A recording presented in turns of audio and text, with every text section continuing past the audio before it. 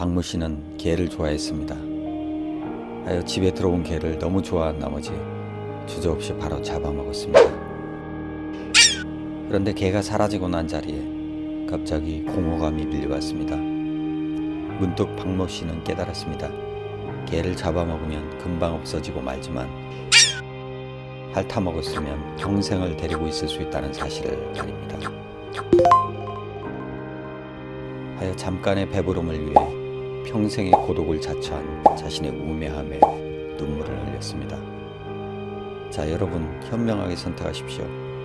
개를 잡아먹으시겠습니까? 핥아먹으시겠습니까? 저도 과거에는 개를 깨물어 먹었는데 너무 낭비가 심했던 것 같습니다. 많이 반성하고 앞으로 핥아 먹으려고 합니다. 누가 요새 개를 잡아먹습니까? 핥아먹는 게 대세라니까요. 저도 앞으로는 친구들과 개를 핥아먹을 예정입니다. 그렇습니다. 대세는 개 핥아먹기입니다. 개 핥아먹기 운동 스티커를 나눠드립니다. 게라다이스 프로젝트의 후원금으로 제작해 무료로 배포해드립니다. 크기는 8x5cm 투명 스티커입니다. 데려오지 않았으면 잡혀먹혔을 진태의 용안을 영원히 간직하고 싶으시거나 개 핥아먹기 운동을 전파하고 싶으신 분들은 5월 31일까지 신청하십시오. 두 종류의 스티커입니다. 인쇄와 발송까지 2주 걸릴 예정입니다. 1234YZ 다음 넷으로 주소, 이름, 전화번호, 원하는 매수 신청하시면 무료로 발송해드립니다.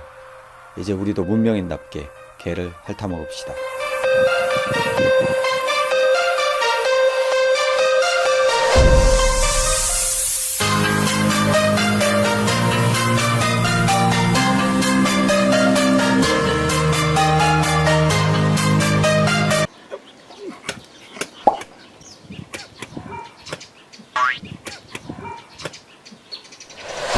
개 핥아먹기 운동본부.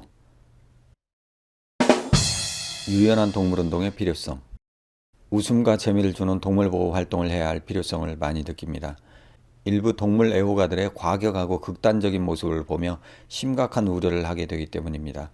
자신들이 동물을 사랑한다는 이유로 조금만 자기 구미에 맞지 않으면 다짜고짜 다른 사람을 비난하는 동물 애호가들이 많습니다. 이런 분들 때문에 오히려 동물운동이 어려움에 처해지는 것이 아닌가 합니다. 일례로 저는 2년 전에 어미 잃은 고양이 새끼에게 소세지를 먹이면서 친해지려 했던 영상을 올렸습니다. 당시 고양이가 어미 잃고 굶주리고 있어서 다가가 소세지를 먹인 것입니다. 길고양이라 처음에는 당연히 사람을 두려워하며 캬캬거렸습니다. 하지만 이 과정을 넘어서서 서로 친해져야 했습니다. 왜냐하면 이때 친해지지 않으면 지주댁에서 도망갈 것이고 집 떠난 새끼 고양이는 홀로 길바닥에서 죽을 수 있기 때문입니다. 이는 길고양이를 보호하기 위해서 포획하는 것과 마찬가지입니다. 치유와 보호를 위해 길고양이들을 포획하면 고양이들은 발광을 하면서 저항을 합니다. 하지만 어쩔 수 없이 이러한 적응과 순응의 시간을 가져야 하는 것입니다. 어쨌든 그렇게 소세지를 주며 적응의 시간을 가진 덕에 야옹이와 친해져서 제 무릎까지 오르락내리락 했습니다. 그런데 당시 일부 동물 애호가임을 자처하는 분들이 이 영상을 링크해서 고양이 학대한다면서 퍼뜨리기 시작했습니다. 소세지에는 염분이 많이 있어서 고양이한테 해로운데 왜 주냐, 고양이를 왜 캬캬거리게 하며 놀라냐 하는 맹비난을 하는 것입니다. 굶주리는 고양이의 배를 채워주기 위해 주머니에 있던 소세지를 줬을 뿐이라고 아무리 설명을 해도 상당수의 이들로부터 저의 행동은 고양이를 괴롭히려는 악의적인 행동으로 비난받았습니다. 다짜고짜 욕을 하는 사람들도 있었습니다. 제가 이런 댓글을 보고 어떤 기분이었겠습니까? 내가 개새끼래. 왜 자라나는 새싹에게 이런 상처를 주는 것입니까? 이 영상은 심심하면 한 번씩 동물 애호가들에게 소환되어 비난의 대상이 되었는데 지난 일주일 동안에도 다시 소환되어 난데없이 수십 개의 비난의 댓글이 달렸습니다. 지금은 18세기 계몽주의 시대가 아닙니다. 다른 사람에게 훈계하고 비난을 일삼으며 어떤 생각을 타인에게 강제로 주입시키려는 그런 동물운동은 시대착오적입니다. 이런 극단성이 동물운동뿐만 아니라 모든 분야의 시민운동의 전염병처럼 퍼져 있습니다. 균형과 배려는 없고 주변을 살피지 않으며 오직 자기 주장만 크게 하면 그것이 정의인 줄 아는 그런 활동이 우후죽순으로 늘어나고 있습니다. 자신들이 사회적 약자의 대변인이기에 무슨 말이든 할 수 있다는 착각을 합니다. 하여 자신들의 의견과 다르거나 자신들의 생각을 받아들이지 않는 사람을 맹비난하고 규탄하는 극단적 배타주의와 일방주의가 판을 치는 것입니다. 자기 자신에 대해서는 한없이 관대하면서 타인에 대해서는 작은 꼬투리를 잡아 인간적으로 매장을 해버립니다.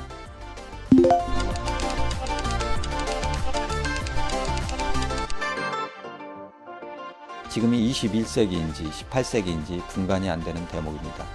그렇다 보니 그런 식으로 운동하는 사람들끼리도 서로 조금만 의견 차이가 나면 잡아먹을 듯 박터지게 싸우기도 합니다. 싸워야 할 외부의 큰 적을 놔두고 서로 싸우는 데 바쁩니다.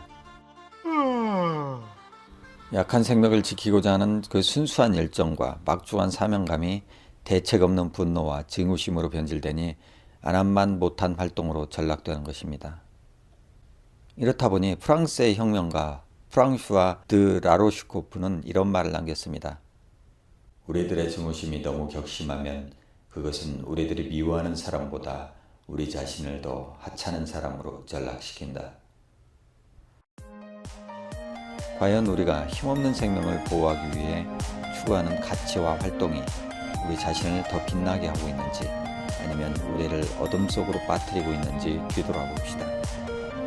자기 감정이 이런 야 이 새끼 너 거기 앉혀 야 이 새끼 너 어디서 병 입고 있는데 하품을 내 야 결국 그렇게 진태를 잡지 못했습니다. 인간이 아무리 달려도 쇼다리 사륜 구동을 쫓아갈 수는 없습니다.